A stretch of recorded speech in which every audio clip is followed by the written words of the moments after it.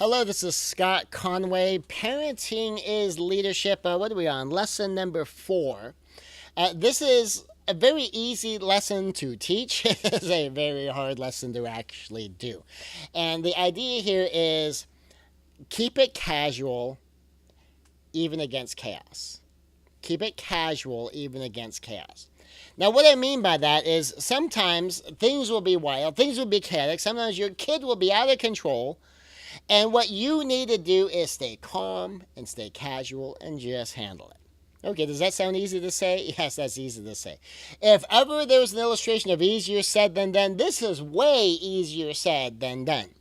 Because our kids, sometimes they learn how to push our buttons. And so none of us is going to get this 100%. So the first thing I want you to know is no one is going to get this 100%. I don't get this 100%.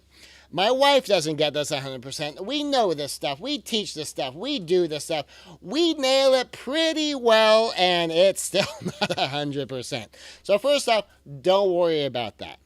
Something some of you, and because some moms I've talked to said, like, if I could just have it not be 0%, that would be progress.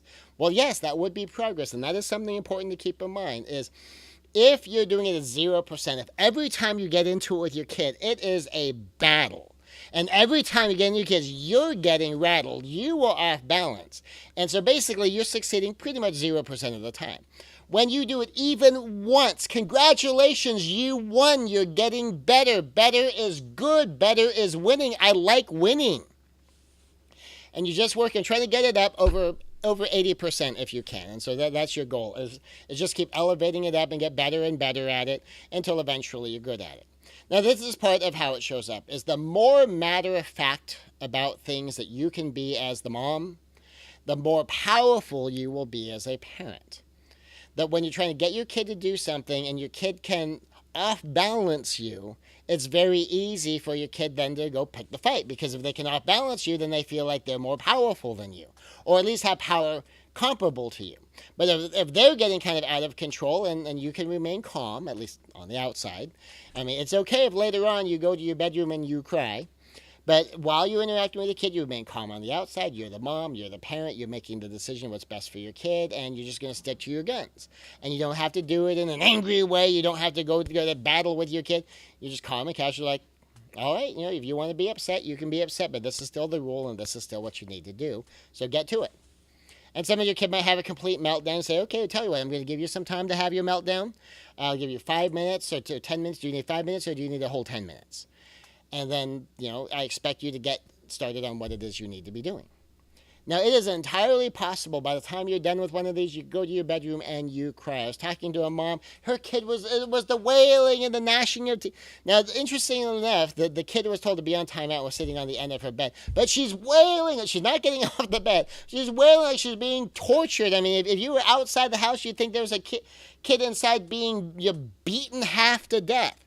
And it's a power struggle.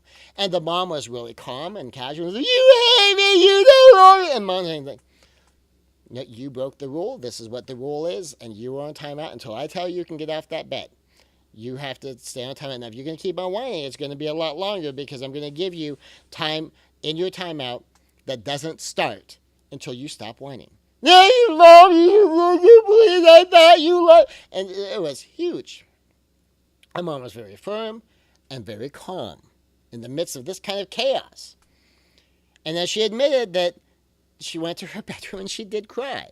Because her child saying, you don't love me, you hate me, I hate this, how could you do this to me? And that really hurt. But in the moment, she maintained her composure, she maintained her authority, she was calm, she was relaxed. And then she did the crying apart from the child. And eventually the child came around, and what she reported after this huge conflict is for months, she reported that the child was remarkably happy and obedient. And it's because in the power struggle, and we're going to get into this next time, and they will fight you, and it's important to understand that, she was able to stay calm, and the kid learned to trust in her mother's strength, to learn to trust in her mother's judgment, to understand that mom's not going to budge, mom's not going to move, mom knows what she's doing, and mom is sure of herself. I can trust mom. And that's a big reason why you're trying to do this, to try to stay calm in the midst of chaos. Is the better able you are to do this, the more trust your kids will have in you. The better you're able to do this, the more your kids will learn that it doesn't pay to fight you, that you're not even off balance, and that there's really no gain to it, and that you really do have the strength, you really do have the confidence, you really do have the wisdom. Even if you yourself know, as the grown-up, it's like, I wish I had the strength and the confidence and the wisdom. But you don't show that in front of your kids. You save that for your friends, you save that for your partner, you save that for your time alone in your bedroom. And you take care of the kids by doing your best to remain calm, even as against chaos. And I know it's easier said than done. I don't do it perfect all the time either. And I'm the one who leads and teaches this stuff, and I've got decades of training and experience in it. No one's going to nail it 100%. But even if you do the 0%, if you can succeed even once, you're winning. Because better is good. Better is winning. I like winning. And just work it up until you're getting it at least 4 out of 5. 4 out of 5. It could take a while to get there. That's okay. Scott Conway, mothersraisingsons.com.